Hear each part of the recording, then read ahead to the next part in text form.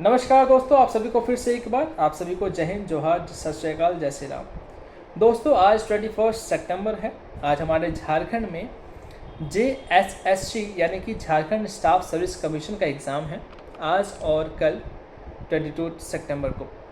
इसी के मद्देनजर सरकार ने ये डिक्लेयर कर दिया था, पहले डिक्लेयर किया था कल रात में ही, कि 2 दिनों तक हमारे झारखंड में जिन जिन ज़िलों में ये एग्ज़ाम कंडक्ट किया जाएगा, उन इलाकों में, उन ज़िलों में, उन डिस्ट्रिक्ट्स में नेट ऑफ कर दी जाएगी, नेट बंद रखी जाएगी। यानी कि आप डेटा यूज़ नहीं कर सकते, आपने नेट का यूज़ नहीं कर सकते।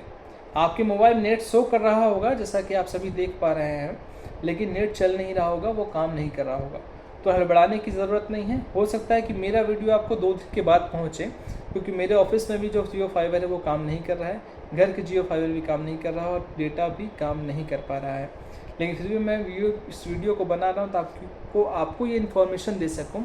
हमारे झारखंड की दुर्दशा ये है कि झारखंड सरकार अब अपने पूरे जोश में आ चुका है ना।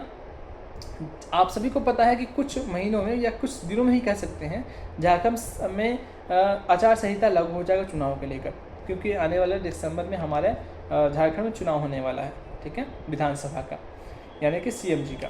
तो अब क्या है कि झारखंड सरकार बीते 5 साल में कुछ नहीं की। जो उन्होंने अपने वादों में कहा था कि हर साल 5 लाख जॉब देंगे, एक्सेट्रा एक्सेट्रा, कुछ उन्होंने फुलफिल नहीं किया, ठीक है।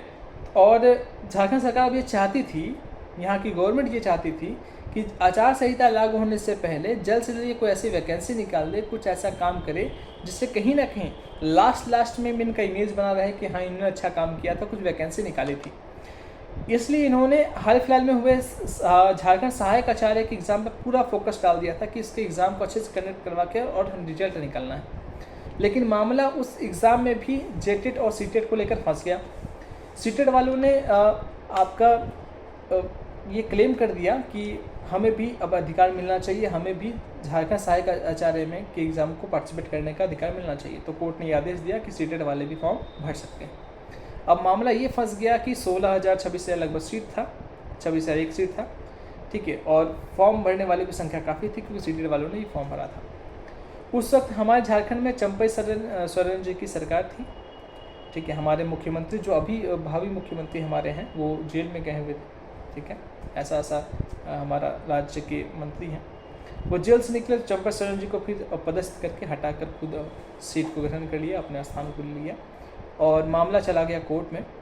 कोर्ट ने इस फैसले को कि JTET वाले को ही मान्यता दिया जाए या CTET वाले को भी दिया जाए, क्योंकि मेरिट बनता तो उसी के अकॉर्डिंग बनता।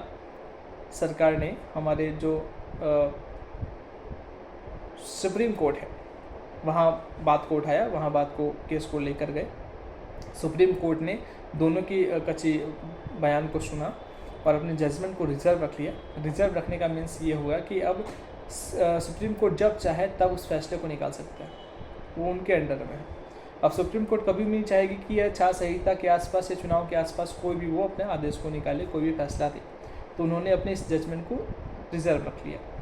अब आलम यह है कि झारखंड सरकार देखा कि अब उस फैसले को रिजर्व रख दिया गया, तो अब क्या किया जाए। तो झारखंड सरकार ने ये जो JSSC का एग्ज़ाम जो हो रहा है, उसमें पूरा फोकस लगा चुका है कि इस JSSC के एग्ज़ाम को किसी तरह अच्छे से कंडक्ट करवा दिया जाए।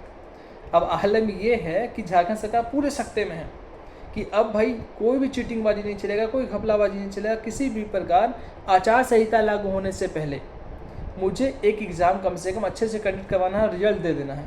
इस माइंडसेट के साथ अब इस झारखंड सरकार काम कर रही है, और इस माइंडसेट के साथ काम करते वक्त वो ऐसे फैसले ले रही है जो शायद तर्कसंगत हो, ठीक है। अब क्या है कि 21 और 22 तारीख को झारखंड JSSC का एग्ज़ाम है। इसी के मद्देनजर सरकार ने यह डिक्लेयर कर दिया कि झारखंड में जिन जिन जिलों में, जिन जिन डिस्ट्रिक्ट में ये एग्ज़ाम चलेगा, उस जिलों, उस डिस्ट्रिक्ट में सारे नेट को ऑफ कर दिया गया, ताकि कोई भी घपलेबाजी ना हो। अब इस सरकार के फैसले से हम टीचर्स और शैक्षिक जगत से जुड़े हुए सभी लोग कितने प्रभावित होंगे, सरकार जानती भी नहीं। हमारा जो भी क्लासेस चलता है वो ऑनलाइन मोड पे ही चलता है। हमारा केवल जितने भी आजकल क्लास चलते हैं सब यूट्यूब में ही चलते हैं, सब एप्लीकेशन में ही चलते हैं, जो नेट के थ्रू चलते हैं, डेटा के थ्रू चलते हैं। अब सरकार का यह फैसला कि 2 दिन तक सारा नेट बंद रहेगा, बहुत से बच्चे क्लास नहीं कर पाएंगे। केवल अपना एग्ज़ाम कंडक्ट करवाने के लिए, कभी वो अपने एग्ज़ाम को कंडक्ट करवाने के लिए, अपनी छवि को सुधारने के लिए इतने लोगों को उन्होंने गर्त में ढकेल दिया, अंधकार में ढकेल दिया। ये गलत था। सरकार के इस फैसले का मैं एक टीचर के रूप में काफ़ी विरोध करता हूँ और मुझे काफ़ी आहत होता है कि हमारे झारखंड की दुर्दशा ये है कि हमारे पास ऐसे सरकार है। तो दोस्तों, आप लोग अपने अपने घर पे होंगे, मैं इस वीडियो को अपलोड नहीं कर पा रहा हूँ, लेकिन मैंने इसको रिकॉर्ड कर लिया कि मैं जब भी नेट ऑन होगा मेरा तो मैं इसे अपलोड करूँगा। आप सभी को प्रॉब्लम हो सकता है बाबू, तो अपने अपने घर के नेट को तो चलेगा नहीं, तो जो भी डाउनलोड फॉर्म में आप लोगों ने क्लास का वीडियो रखा होगा उसे देखिए, या प्रीवियस क्लास का वीडियो। समस्या ये क्या है ना कि नेट नहीं होने का नहीं, आप प्रीवियस वीडियो भी नहीं देख सकते हैं। एप्लीकेशन को भी ऑन करोगे तो एप्लीकेशन ऑन ही नहीं होगा, तो आप प्रीवियस वीडियो को देखोगे कैसे? जिन वीडियो को आप डाउनलोड करके रखेंगे या फिर उसका जो PDF है उसे डाउनलोड करके रखेंगे तो वो शो करेगा, है ना, लेकिन बाकी तो शो नहीं करेगा क्योंकि एप्लीकेशन तक ऑन नहीं हो रहा है। क्या इसको सरकार के इस फैसले को मैं कैसे लूँ, मेरे को समझ नहीं आ रहा है। एज ए टीचर मैं इस फैसले का विरोध करता हूँ। ये फैसला सही नहीं था। आप एक एग्ज़ाम कंडक्ट करवाने के चक्कर में पूरे स्टेट को ऐसे गर्त में नहीं ढकेल सकते, क्योंकि आज के लाइफ में नेट डेटा बहुत इंपॉर्टेंट है स्टूडेंट्स के लिए, टीचर जगत के लिए भी। जो भी क्लासेस हम लोग करवाते हैं, भले हमारे सामने 30 बच्चे 40 बच्चे होते हैं क्लासेस में, लेकिन देखने वालों की संख्या 3000 होती है ऑनलाइन में, तो आप ये सब नहीं कर सकते हैं। बच्चे आइए, क्लासेस सभी आइए, अपने सुचारू टाइम पे क्लासेस चलेगा। हाँ, ऑनलाइन नहीं चल पाएगा तो ऑफलाइन क्लासेस ही आइए। अकबकाना नहीं है, ये सभी का डेटा ऑफ हुआ है। बहुत लोग सुबह से मेरे पास कॉल कर रहे थे कि सर डेटा ऑफ हो गया, क्या कारण है, क्या कारण है। इसलिए मैंने सोचा कि वीडियो बना दूं, लेकिन जब मैंने देखा कि वीडियो मैं बना चुका हूं और अभी मेरा जियो फाइबर भी नहीं चल रहा तो अपलोड भी नहीं कर पाऊँगा। तो ये वीडियो अपलोड होगा 23 सितंबर को। आप सभी को फिर से एक धन्यवाद कि आप लोगों ने मेरी वीडियो को पूरा देखा। जिन्होंने मेरे चैनल को सब्सक्राइब नहीं किया बच्चे, वो सब्सक्राइब कर दें। मेरी माताओं बहनों से भी ये अनुरोध है कि वो लोग मेरी वीडियोस को देखते हैं तो सब्सक्राइब कर दें।